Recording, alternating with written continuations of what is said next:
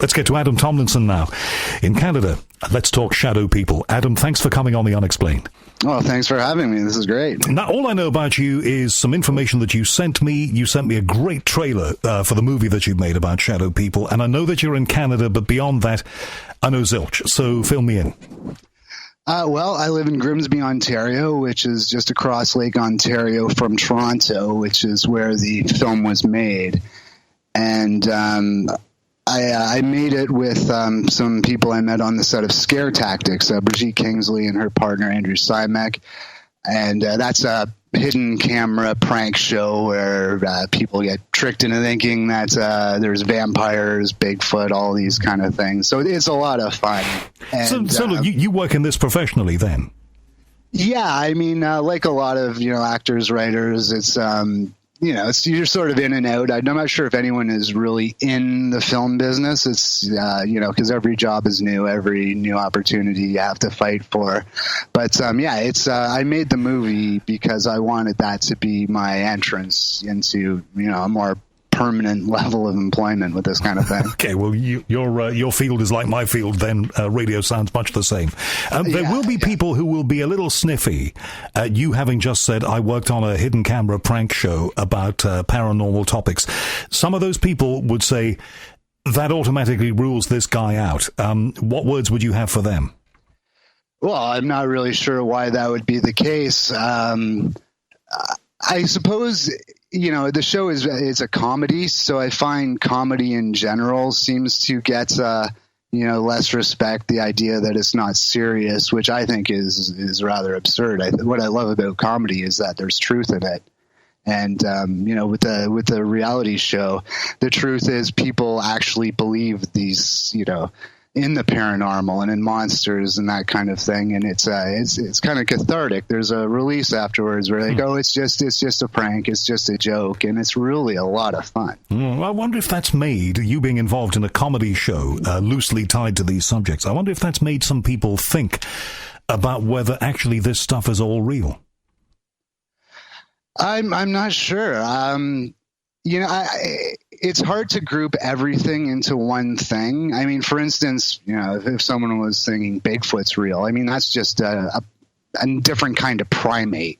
With aliens, that's its own thing. And it's just like with shadow people, it could be its own thing. It could be related to other things too. I'm not really sure. But I kind of like the fact that I was on a show like that because I don't want anyone to misunderstand or to think that I'm advocating that shadow people are a certain thing or not a certain thing. I'm just very open-minded towards it, as I am towards any other thing. But from what I've read about you, you've given a lot of time, like years of your life, researching this phenomenon. So something about it must have grabbed you. Well, what really grabbed me about it is that there's just no possible explanation that I can think of that won't fundamentally change how we think about the world and our relationship to it.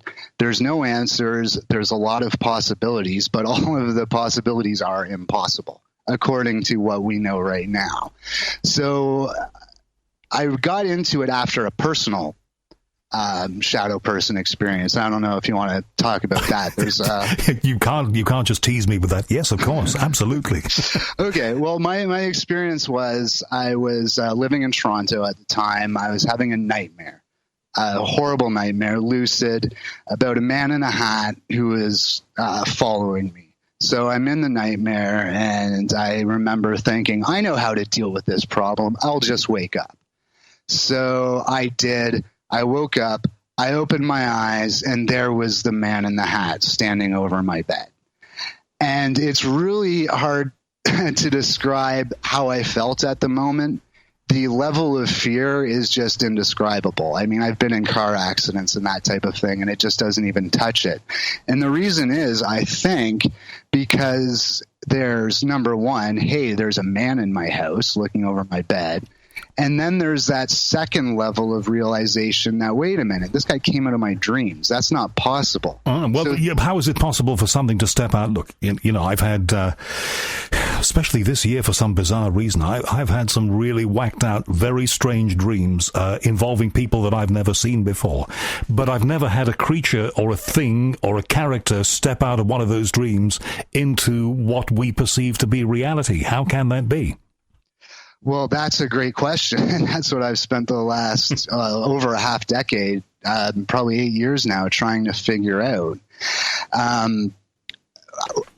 So I'm lying there in bed. I either can't move or am not moving. And then at some moment, a fight or flight instinct kicks in. I jumped out of bed, kicked the shadow person, and he just sort of disappeared isn't really the right word, but faded away. Almost like in the original Star Trek when someone gets beamed up, there's that residual whatever. Oh, okay, so there you've got Orson Welles or somebody who looks like him in a black hat standing over you. You have the fortitude, the balls, I nearly said, but you have the guts to get out of bed and kick him one. What did that feel like? Were you kicking into thin air? Yes, that's exactly what it felt like. And the funny thing is, when he disappeared, I looked and saw a hook with a fedora and a robe on it. And I remember thinking, okay, nice try, life. You're just going to try to convince me that that's what I was seeing. Which is... Well, no, hold on. Did you have in your room a fedora hat and a hook? Yes. You did? Okay, well, there's the explanation, isn't it? No, because it certainly wasn't. I just remember thinking, okay, that's exactly... If I tell people this, they're going to say that's the explanation. And it might have been if it ended there. Like, if it ended there, I would have been, yes, that's the explanation. Great, lovely. I can go be a lawyer. What a great storyteller you are. So there was more. Yes, there's more. And the next morning, I frankly kind of forgot about it. And it wasn't until a couple months later, and not forgot about it, I dismissed it. But a couple months later, I'm having a conversation with a friend, very good friend, having a couple beers, talking about this and that. And he says, I've never told anybody this, but there was one time when I was at my grandma's and this man in a hat, and all of a sudden all the fear came back. And I'm like, I couldn't even let him finish the story. I was like, I know exactly what you're talking about, what's going on. I felt like I was in a horror movie. And so then I went home, Googled Hat plus Man plus Nightmares, and 77 million hits. The Hat Man has a Wikipedia page. Here I was thinking I found this like completely unknown thing, and it was just another curve in this whole journey. It's like, okay, so people know about this. All right. Well, and you knew about it then too. Did you feel that whatever this was, you certainly felt galvanized to get out of bed and kick it one. Did you feel it was malevolent? Yes. And from the now hundreds of stories I've read about people's similar encounters, it's almost always benevolent, or there's almost a sense of... Hang on, malevolent and not benevolent. Yes, benevolent. Sorry, yes. Very important concept. So you felt that whatever this was did not intend you good? No, and I mean that could possibly be the fact of, it's a dark man in a black hat. Who stepped out of your dream. Yeah, but I think there's more to it, and it just seems like the descriptions of it are so uniform, which is what's fascinating about it, and why... I went to law school. I'm pretty good at evaluating evidence. And when hundreds of people tell the exact same story, it's almost always malevolent. There's shocking numbers of dogs who seem to be able to sense this. Everyone's story involves their dog. So, yeah, I'll come across the occasional story where someone thinks, they're just neutral. But I've never encountered someone who thought they're good. Okay, well, I certainly would be fairly scared right from the get-go if something like that appeared. Thankfully, it hasn't in my bedroom. Now, a couple of things we have to get clear here. Presumably, you were living in this place alone, were you? There weren't people there who might prank you? Oh, no. No. It was definitely not a prank. I was living alone. And then people will say like, "Oh, what were you smoking?" or "What were you drinking?" But that was the other couple of things I was going to get onto. So if we rule out other people and pranks, that was factor number one. Factor number two is alcoholic beverages, and factor number three, narcotic substances. Well, the answer to both was no. And even so, I mean, I've tried alcohol and narcotic substances, not the most of them, but you know what I mean? And none of them have any effect kind of like that. I mean, So what had been going, all right, if none of those things were a factor and it wasn't your friends putting you on, as they say in North America, having you on, as we say over here, then what else was going on in your life at that time? Was it a troubled time for you? It was somewhat, and there is a definite connection with shadow people and schizophrenia, depression, drug use, that type of thing. It's not always, but there are a lot. It just seems to be a very strong correlation with that type of thing. But it's not for me, and I wouldn't ever do it to pry into your life, but were you having any, issues of that kind? I mean, you're a law school grad, bright guy, but that does not make one immune from the ups and downs of life, does it? No, I mean, I'm completely comfortable admitting I've had depression very badly before, and that might be a connection. But again, still, it's I really can't see it being more of a correlation than a causal type of factor. And of course, there are many people, and we have to say that creativity and depression go hand in hand. I mean, look at Robin Williams being quite a recent example, a sad example, a man who was depressed but had enormous talent. Those two things quite often walk down the road together, don't they? They do, and it's kind of funny because I mean, Sarah Silverman wrote this in her book, and it was a great point. She's like, I've been depressed, but I've never accomplished anything creatively while depressed. I think, if anything, it just emboldens people to make not stronger choices, but riskier choices, or like be a stand-up comic or a filmmaker or something like that. Yeah, maybe to overcome it. I think you're right. I think in a lot of cases you're right. Okay, so here you are with this Orson Welles type dark character. I just kind of see Orson Welles here wearing a cape and a dark hat. It sort of fits. Could you see a face, by the way? No, and in none of the encounters that I've read about is there a face. Sometimes there'll be a red eyes or yellow eyes. And one thing actually on that point I've come across while researching hallucinations, because I thought, okay, maybe it's a hallucination, that there is a specific part of the brain that identifies faces and just deals with faces. So it is possible to have a hallucination of a person without a face because the hallucination triggers a different part of the brain. I think it's called the fusiform face region that deals with faces. So that could be, if it is a hallucination, one explanation why almost no one sees a face. At the same time, there are other types of shadow people I've come across, like old hags, which you might have encountered. It's an old woman who, I've heard about them, yeah, who sits on someone's chest, strangles them. And I would imagine that whatever the cause of, the Hat Man is, the old hags would be based on a similar whatever the phenomenon is. All right. So, one of the explanations that I know people are probably screaming at their MP3 player right now, or as they're driving along, listening to this, which a lot of people do, is maybe you are suffering from, and we all get this, I've had this only in the last week or two, sleep paralysis, where you have something that scares the bejeebus out of you as you sleep. And you feel you can't do anything about it. You're paralyzed. But the only thing is, in your case, you tell me that you got out of bed and kicked this thing. Well, sleep paralysis is an extremely intriguing explanation at first. At first, I thought that was the explanation because it fit the parameters of what happened to me very well.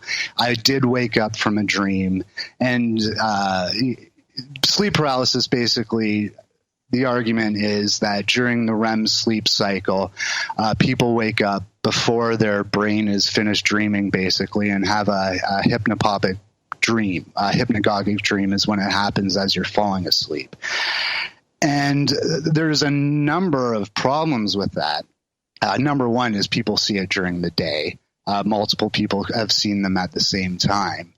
But my main problem with the sleep paralysis explanation, it's what some statisticians have amazingly called the underwear gnomes fallacy.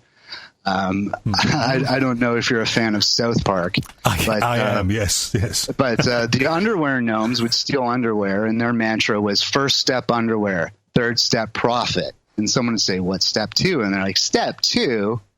And I find the same thing with sleep paralysis. How does a very base physical thing manifest itself in this larger hallucination? I mean, sleep paralysis happens in the medulla oblongata, the base of the brain. And it doesn't actually paralyze you. What it does is it just raises the threshold for the amount of energy that needs to travel into the muscles to activate them. So that actually kind of fits my experience too, because I was lying there unmoving until I just reached this this crescendo of fear where I was able to jump up. Well, it's amazing that you were able to, because I've had these experiences, certainly with dreams, many, many times, and like I say, only very recently. But the thing that's always happened to me with them, all of my life anyway, and I think it goes for a lot of people, is that you just simply feel that you're not able to do anything. And as much as you try and galvanize the fluence into your limbs, you cannot move. Well, I mean, I'd like to think there's something special about me, but I think it was just, like I said, it's a fight or flight instinct, and I had nowhere to go. So that's what my brain chose, I guess. I'm not even sure if it was a conscious decision. But on sleep paralysis, the number one problem with the explanation, and it's the same problem with every explanation as we get into them, is that why does the man in the hat look the same to everybody? Okay, like even if you grant that it's a dream carrying over, well, why isn't it a dream where I get a new cell phone and I see a cell phone? Well, that's true, but then why do a lot of people, they certainly do in the UK, and I've had this one myself, the dream that you're naked at the bus stop and everybody's looking at you, or your teeth are falling out is another one. Well, those are things that could, potentially happen. Everyone can, everyone knows this, everyone feels shame about their bodies. But the idea of being naked is out there. Everyone can imagine it. I'd never heard of a man in a hat. Most of the people who've experienced it have never heard of it. It's a very specific thing. So before that experience that you had, Adam, had you researched this, heard about it, or was it completely new to you? It was completely new. I had no idea what was going on. That's, that's why my first step of my research process was Wikipedia. I mean, that's how little I knew about it. And in fact, I wasn't, until that point, really interested in anything concerning the paranormal, just because there's no evidence, and again, I come from a legal background. And let's be honest about it, quite often, and I have to face these brickbats all the time because of the subjects that I talk about, sometimes people think you're a little wacko if you research these things. I've had employers who've raised their eyebrows. Some of them still do, because I do this. Well, that's actually one of the reasons why I've wanted to research it, and not just research different people's stories so I can go being like almost like evangelical preacher about it, saying there's these shadow people, they exist, they're real. It's really not that difficult to get to that point. You can read 5 stories about shadow people and begin to see enough similarities that, okay, this is something that happens. Now let's try to figure out what it is. And I think by taking a more scientific approach, I think it's a way of sort of counteracting that argument and saying, like, maybe I'm crazy for having that one experience, but really what I'm doing is just researching an actual phenomenon. And, the fact that people are having these experiences, even if it isn't an evil entity, if it is something that appears from the innermost, deepest, most recesses of the brain, it is still worth talking about. Well, absolutely, because then the question becomes, how did it get into the innermost recesses of the brain? And why the hat? And why the hat? Exactly. That's, again, it's just so specific. And not all shadow people necessarily, from the reports I've read, have hats. Some of them wear cloaks. I listened to a recent podcast of yours where someone was talking about seeing a man in a dark cloak. So it's very likely that it's based on the same reasons. Now, what are those reasons? That's really what I'm interested in and trying to figure it out. The most simplest explanation, I mean, just going back to my experience, is that it's a hallucination. Now, people who've encountered shadow people will kick and scream and say, it's not a hallucination, I saw it, it's real. But that's the tricky thing about hallucinations. They hijack the exact same mental processes that are used in actual perception. So you can't tell what's a hallucination. This conversation we're having right now could just be a hallucination that involves all five senses and is extremely accurate. And everything is electromagnetic. What goes on in your brain, the signals that make your limbs move, that make you think and remember, it's all electromagnetism up in your brain. So, the difference between something being stimulated in there that isn't real, but nevertheless you perceive as those electromagnetic impulses, and something that is real, stimulating those same impulses, I guess the difference between those two things, if the result is the same in the brain, is pretty small. Exactly. I mean, and the idea of the electromagnetic impulses, that's also interesting, and that leads to a completely different line of inquiry, and it's that in the last 100 years, we're exposed to, it's an astronomical number, well, not astronomical, but something like 50 million times more electromagnetic energy than we were 100 years ago. So our computers, our monitors, our lights, our radios, the whole electromagnetic spectrum, and it's bombarding our brains with this stimulus that we have no idea what it's doing. True enough. I mean, I have a Wi-Fi radio right by my head. And when I go to bed, I listen to American, Canadian talk radio. I just got to get my fix of all of that. And that thing is on in standby mode all night. I've got chargers for electric lights operating in the hallways in the place that I live. And that generates radio interference up and down the AM dial and spills over onto FM. What's that doing to me is a question I often ask. Well, this is actually something that's been researched. In Canada, actually, in Sudbury, there's a scientist, his name's Michael Persinger, and you might have heard of these in passing, but it's known as the God helmet experiments. And the God helmet experiments were conceptually very simple.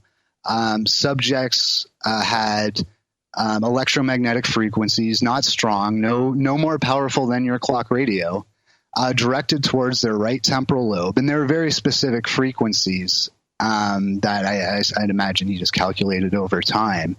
And he was able to induce hallucinations. His goal, there's a book called Neuropsychological Basis for God Beliefs. His goal was to come up with an explanation for how people have near-death experiences and claim to see Jesus or God or that kind of thing. And he was trying to explain them away by just saying, no, it's just a product of the mind. And that the reason, say, a Christian would see Jesus is because they have a notion of what Jesus looks like. Their mind recreates it. And I guess it's just a nice thing our brain does to make death seem easier, which I have a problem with because it goes counter to everything about evolution we ever would have learned. And even in cases where a hallucination wasn't induced, it's still people would have a sense of connection to the universe. They can feel sad. They can feel happy. So these electromagnetic signals can be used to manipulate our brains. And these were very specific electromagnetic frequencies, but that doesn't mean that a non-specific frequency can't have some kind of impact. And maybe for some people that is creating the hallucination of shadow people. I mean, it still doesn't explain why they all look the same. But I mean, even if that isn't the answer, I think it might lead us closer to the answer. So I think if I ever make any contribution to this whole debate, I think it will be by getting a quarter of the way towards the answer in some capacity. But whatever the word real means, by dint of the number of references to it that you've found and the number of people who report this phenomenon, it is something that is real. Now, whether it's real within your brain or real from somewhere outside, that is the moot point. Exactly.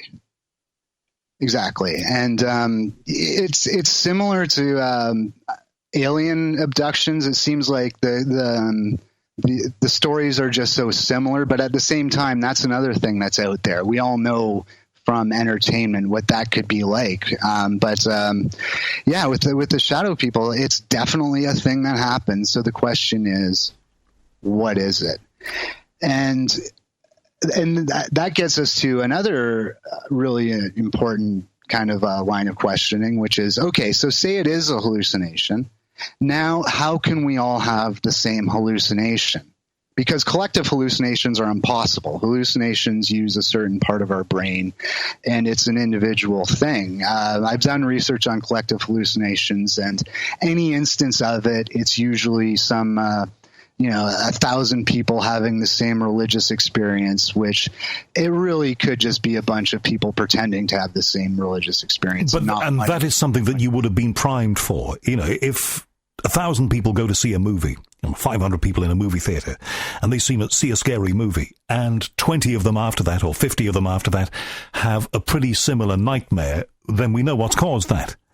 But so many people disconnected, presumably, having Hatman hallucinations, appearances, apparitions, whatever, or old hag apparitions, appearances, hallucinations, whatever. That's pretty interesting. Right, and that's what got me thinking, okay, collective hallucinations are impossible in terms of the way I've described, but what if it's part of a larger collective consciousness? So, okay, a larger collective consciousness, how can that happen?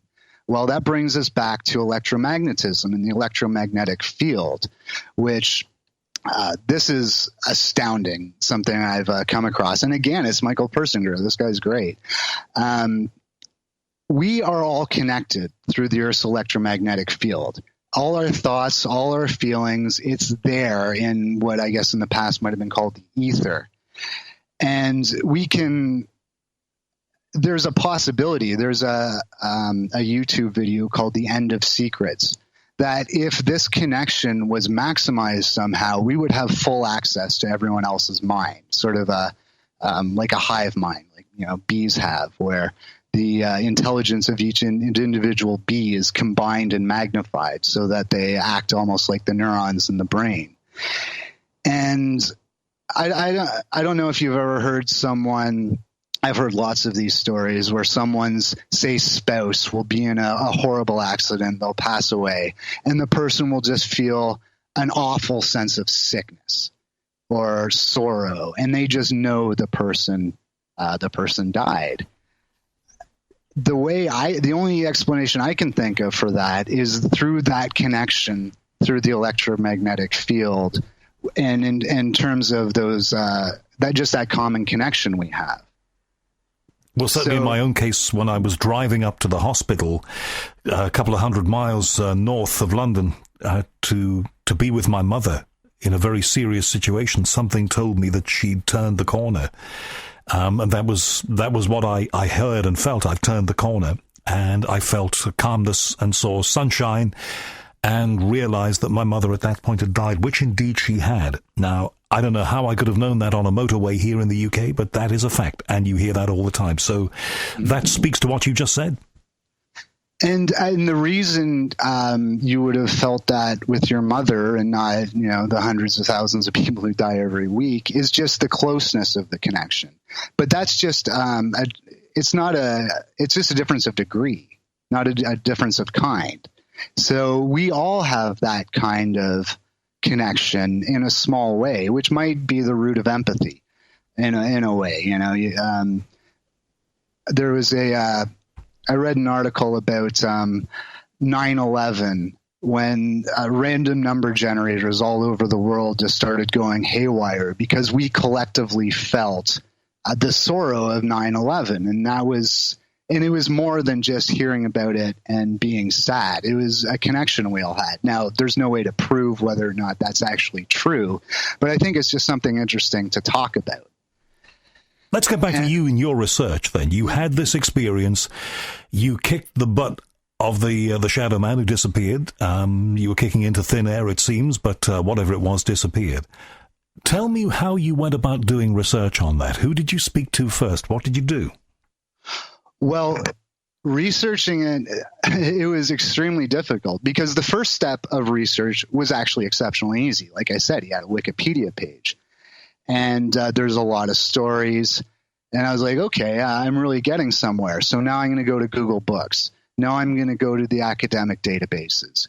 Now, just doing all the research that I've learned to do, taking university for way too long. And the information was almost conspicuous by its absence. There was just nothing out there.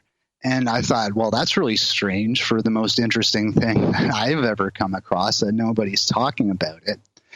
And I found the only way to really learn anything about this was to learn about it indirectly. So I would either research the more complicated sciences. I mean, if we have time, we can get into dark matter, multiple universes, higher dimensions. And then going in the complete opposite way, there's books that aren't available online, published by people who any decent psychologist would label as insane, but that actually they're at least talking about it. So that would be guys like David Icke. It would be, I'm not actually sure how to pronounce her name, Laura Knight Jasnik. She wrote a book called High Strangeness, which included, 100-page transcript of conversations she had with higher dimensional beings. But once I just got over the fact that, okay, I just stopped caring about the credibility of the source and just started paying more attention to what they're actually saying and, looking towards literature and art. But and what about getting out there and talking to people who had the same experience as you? You know what? I've talked to enough people that it just got so repetitive. The stories are just so similar, and that's what's fascinating about them. But that's also why there's enough people going out there talking to people about their stories. And I'd just be as happy to, I can read a book about 50 experiences that someone spent years and years researching.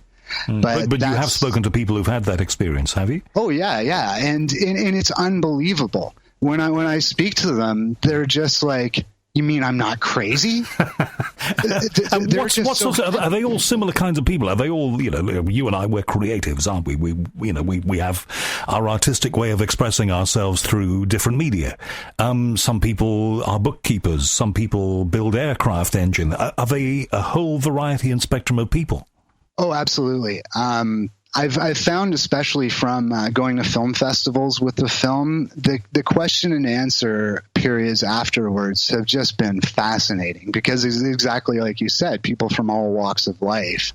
There is no, there's no pattern. Like I said, though, if someone has schizophrenia, chances are they are going to experience something like this. And I suppose the question about them in that circumstance is whether the schizophrenia has opened up a portal to something beyond them, or whether it's an aspect of what is inside them. I guess that's the research point. Oh, exactly. And that also leads to the idea of, okay, well, if there are shadow people, just say they are and they're something, what do they want? And one thing I've come across is the idea that they feed off negative human energy, which would, again, there's so many questions that need to be answered before you get to that point, but let's just talk about that point. And that's where the correlation of, drugs, alcohol, depression, schizophrenia, almost like that weakness opens the door, and they're like, okay, this person's vulnerable. I'm going to take their energy, whatever that means. I don't know. So you really do have to protect yourself if you can. Yeah, and that gets into a whole other thing in terms of what people do to protect themselves. And the most common, I found there's basically two types of experiences. There's ones like mine where it's really simple to get them to go away. Like some people just scream, "Go away." Some people will say a prayer. Some people will kick. Let's just, before we go there, let's just be clear about this. There are people that you've had contact with who, unlike you, they've had this experience multiply. They've had it a number of times. Yes. And the most interesting and, well, for me, in terms of the influence it was to have on my life, I was in a coffee shop with a friend. We were having a conversation. This is before I knew too much about them. I was in the early stages of my research, just having a conversation. And I could tell some guy was sort of listening. And he comes up to the table and he's like, "They'll ruin your life. They'll take your money. They'll do this and that." And I started thinking, wow. And it sort of gave me an idea of which direction to go to in the movie.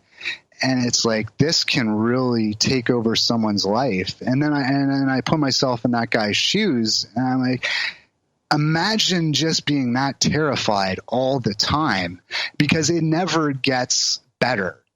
From what I've heard, like I've emailed people, I've reached out to some of the people who told stories online, provided their email, and it never gets better. It's just this constant living in just the worst kind of fear. And when I say worst fear, I mean there's people who like live in war-torn zones who have fear that is more accurately described as bad. But just in terms of like the actual emotion, it's just indescribable. And to have to deal with that all the time is just, I couldn't imagine what it would be like. And how is it possible for them to carry on normal lives if they're being tormented in that way?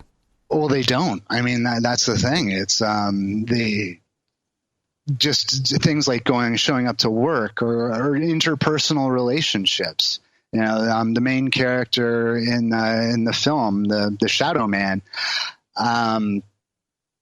it affects her life with her husband. She doesn't have friends. She just has to seek out answers. She becomes obsessed with this because it's dominating her life. Is that based on a real person? It's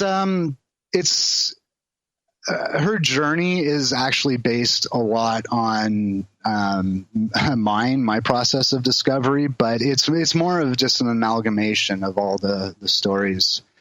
Just sort of learning as much as I can, and then just writing a story about the totality of the experience. Are there people who see these things consciously in daylight? If I was to look around right now, and there's thankfully nothing there apart from the laundry I've just done hanging up. I think that's what it is anyway. Are there people who have those experiences in daylight? Yes. They're fewer, but there is enough that, again, I think there's enough people who have said it that it's hard to disagree with a bunch of unrelated people describing the same sort of thing. And again, that's one of the reasons why I'm almost positive it can't possibly be sleep paralysis. That is when a lot of these experiences happening. I'm not saying it isn't, but the fact that people see them during the day, I mean, number one, that's got to be awful. But number two, it also suggests that, yeah, we really don't know what's going on. Do they ever speak? Rarely, but sometimes. I've heard people talking about how a man in a hat will be speaking a language they don't understand, or occasionally. One, I read a story where a guy said that he was warned by a shadow person that is something terrible would happen to his father. And the next day, a guy pulled a knife on his father. Now, again, that's just one story. But, there's been examples, but very few, of female shadow people. But they're almost always men. They're almost always black. They're almost always wearing hats. And they're almost always viewed as exceptionally terrifying and malevolent. Well, we've described the phenomenon.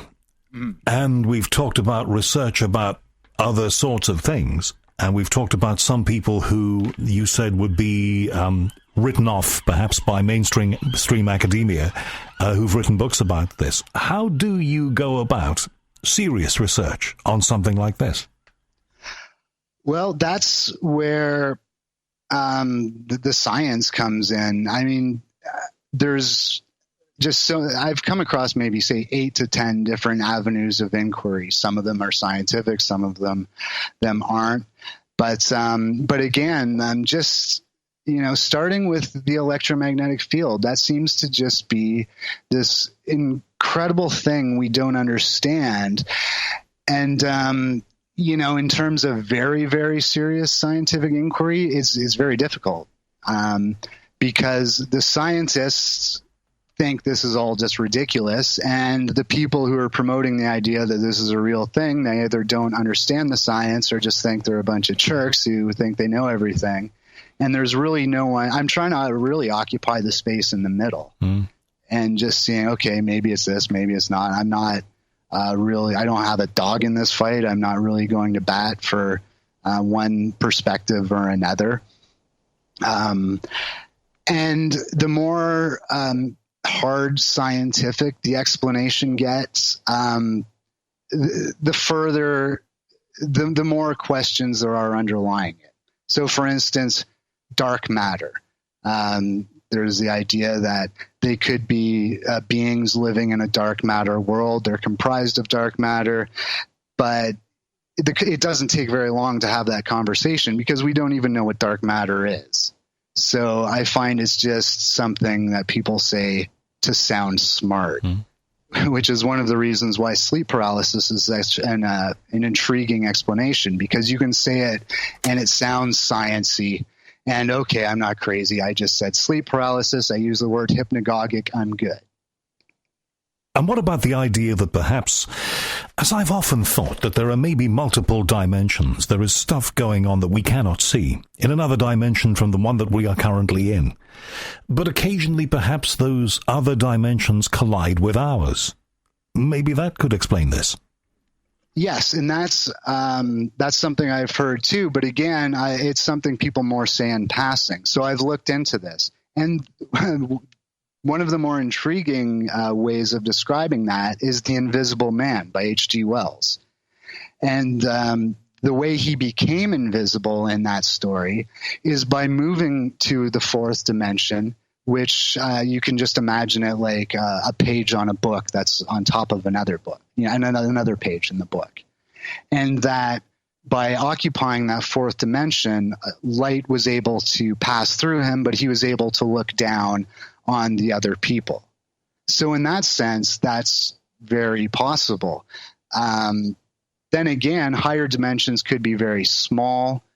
They're almost impossible to visualize. But that actually, the H.G. Wells explanation is very intriguing because it suggests that they're just sort of right on top of us. And if you think of how they might appear and disappear, the multidimensional argument is actually pretty useful there.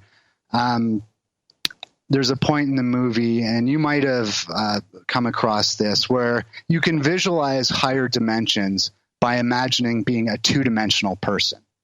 So if you draw a circle on a piece of paper and put a dot in the middle of that circle, to the dot, it looks like he lives inside the circle. There's nothing inside the circle. But if you lift the pen off the paper and move it to a different part of the paper, it would appear to that two-dimensional person that you just disappeared and reappeared. So in a sense, the idea that shadow people are fourth-dimensional beings who can appear and disappear at will, it's easier to wrap your head around that if you think about it as it's just another degree of, another dimension of space. Instead of forwards, backwards, left and right, up and down, there's another one of those that we can't even conceive of because, for the entire history of our evolution, hasn't been a need to. So here you are, a guy with a law degree who's done some research into this. Presumably you want to take it further. I know you've made a movie about it. What can you do next? Well, make another movie. A lot of what I know I've come across in researching a sequel, so that's already written. And it's just really, it's a question of whether or not the first film does well. I've also written an 11-episode series, and I'm working on a series of novels. I've thought of writing a more academic style type of book, but I feel like it would just require I'd need like 6 different co-writers. And it doesn't sound to me like the kind of thing that you can entirely analyze and scrutinize in a cold and scientific way. This is something that is so deeply buried, and these stories are almost like folklore, but folklore in people's real lives. How can you do that purely, coldly, scientifically? I have no idea. Maybe you do. Well, I mean, that's what I've really come to the conclusion that you can't, which is why I'm not too upset that I haven't found the answer. But I mean, if you go back, I think the answer, it could be related somewhat to, let's go back to sleep paralysis. Let's go back to having a dream. And it just gets to the idea of what are dreams? And well, we don't know what they're for, but I mean, have you ever had a dream where there's a song playing that you don't know the lyrics to, or there's a car that doesn't exist? Your mind has just invented this car or learned the words. And the dreams that I have all the time that feature 3-dimensional full color people that I've never met before. Exactly. And so that got me thinking that dreams could be a way of having a closer connection to the electromagnetic field. And this would be through the pineal gland, which sort of connects us to the universe. And maybe during dreams, the pineal gland is more active. So through skipping through the electromagnetic field and tapping into other people's collective, memories, their thoughts, feelings, it could be maybe you're getting those images from someone else. Maybe there is kind of like a blend of ideas up there that we can only access or can predominantly access through dreams. There's a point I don't want to let escape, and we've talked a lot about electromagnetic stuff and the fact that there's more of that out there, and I have personal experience of that, and everybody does these days. We want broadband Wi-Fi going on, all sorts of stuff, interference from lights, everything everywhere that we didn't have in the old days. I suppose if this was purely something generated by that kind of thing, cases of shadow people and people being tormented by shadow people or whatever would be increasing. Is that so? Well, it's tough to measure, but it really... Well, in other words, how far back in history do they go? I'm sorry for interrupting. Well, it's the actual shadow people, it's tough to say, but I mean, if you think of like old hags or demons, which might be influenced by the same thing, I mean, they really go back for all of human history, that kind of thing. Like I have a painting on my wall that's a duplicate of an Australian cave painting that shows alien or shadow people like creatures. It was used in the movie, but the scene was cut out, so that's my it's what I get from it. But in terms of the actual Hat Man, that seems very, very recent. Now that could be because it's happening more, or it could be because people have more opportunity to speak of it or write about it online without getting burned at the stake. Like if this happened to me 150 years ago, there's no way I would have breathed the word about it to anybody because they'd think I'm crazy. But the anonymity of the internet, for all the negative things that flow from that, really helps people express themselves and be honest and talk about the things that have happened. And even if it is a purely mental phenomenon, the tricks that the brain can play on us, we don't fully understand, and maybe we will never fully understand. But look, a lot of people have dreams. I have dreams about members of my family who have passed. I had one only a week or so ago where I'm in my grandmother's house, and I couldn't recall to you consciously what that house looked like, but I could tell you now after that dream, because I went back there and all that information was stored. I walked around that house, and my mother, who's passed on, my dad, who's passed on, and my grandmother, who's passed on, were all there in that house. But I didn't see them. I knew they were there, but I walked through the place and they were not to be seen. Now, that was something that my brain was doing to me. Something was playing out there. So our minds have remarkable capabilities. Yeah, and then I started thinking about nightmares. What is the evolutionary utility of nightmares? So things like you're saying, being naked at the bus stop, that would inspire you to get dressed in the morning. But that's more of an adult type of dream. But if you think back to being a kid, I find so many kids, myself included, will have dreams about wolves. Now, why do we have nightmares about wolves? Well, it didn't make sense 500 years ago because running away from wolves is something that we would have had to do. Now, I don't know. This is just an idea of mine. But if that's true, then if shadow people are on the same shelf as wolves, yeah, it's possible. Maybe it's something from our past that we had to deal with that's buried deep in our consciousness. DNA memory. Yeah, exactly. Which is, that's could do a whole podcast on that. I mean, I couldn't, but someone could, and that's fascinating too. But that at least it points to a reason. You know, it's is that the answer? I don't know, but maybe someone's listening who knows more about this than I do that can take the baton and kind run with it. Get in touch with me. I think send me an email about that. This movie that you produced then about this, which is why you got in touch with me. You say that you get audiences when you show it at festivals and stuff, and some of those people have had these experiences. Is that why they go and see your movie? Presumably it is, when they read that somebody's made a movie about this thing that I've been suffering. Do you find that they turn up at your screenings? Well, I think the people who come to screenings, I think it's really the story. I'm not sure all of them know that it's a real thing, but just describing a newlywed photographer who's haunted by a man in a hat who follows her from her dreams and into reality, I think that's a good story regardless of whether or not it's true. And we don't want to give away the plot. Does she actually come through this? In terms of the end, well, you're going to have to watch the movie. Okay. Well, it was worth the try anyway. Well, but it is. She doesn't die anyway. That's the most important thing. Well, I don't want to give anything away. Okay. Oh well. All right. Yes, mystery. We got to maintain the mystery. All right. Talk to me about the movie, what it's called, where we can see it, that kind of stuff, and what you're going to do with it now. Well, the movie's called The Shadow Man. It was originally called The Man in the Shadows, but our distributor decided The Shadow Man was preferable. So it should be coming out in Canada on iTunes and the rest of the platforms, and everywhere else in the world. We're looking at a June release, and we're going to try for limited theatrical in the States and TV all over the world. But I feel like most people who are interested in seeing it will probably do so through iTunes or some other online site like that. How much have you spent on this? In terms of financially?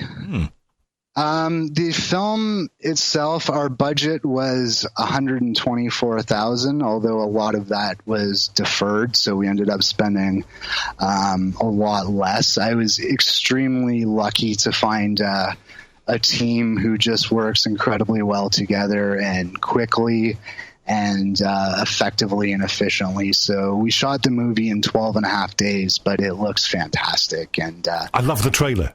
Is the trailer on your website? Yes, it's themanintheshadows.ca. You can view the trailer there. There's a synopsis. There's biographies of the cast and crew. So yeah, again, themanintheshadows.ca. Well, I wish you luck with it. And I'm really pleased, Adam, that we spoke about this. There will be people, of course, who will say, this guy wants to go out there and get a life. What's he doing researching this stuff? It's a load of nonsense. Yeah. You must have, I'm sure you've heard that. That won't have been the first time you've heard that. How do you respond to that sort of stuff? Well, I mean, frankly, I found the law to be a lot of nonsense. What did some great British man say once? I can't even, you see, I'm so uneducated. Who said the law is an ass? Maybe that's a fact. It really is. It's almost just like a game, and there's little pieces, and it's got its own little language. But so, in other words, what you're doing, you would say to them, and I don't want to. I'm stealing your words now, aren't I? But what you would say is that this is just as valid as all the other stuff that you've done in your life, or equally as invalid. Yes. I would say so. I just, and part of the reason I'm so interested is that there just seems to be such a lack of people who are going through the same, research process as I am. All right, I'm going to get emails from people, and I'm sorry to hurry because we're coming to the end of this now, but I will definitely get emails from people who've had this experience and would like to connect with you. If I get those emails, maybe they should be emailing you as well. How do they contact you? Well, they can send me an email directly to my email account. It's adamwlu@hotmail.com. Are you happy for that to be given out? Sure, I don't care. All right.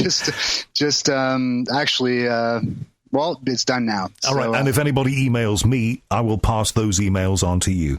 And I wish you luck with your research. And, hopefully I'm going to get a torrent of people saying, I've had this experience, and then we can do a bit more research. What about that?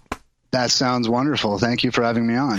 Thanks very much, Adam. Thanks for getting in touch, and good luck with the release of the movie. Okay, thanks, Howard. Well, tell me what you thought of Adam Tomlinson. You can get in touch with me by going to the website, which will continue, theunexplained.tv. The website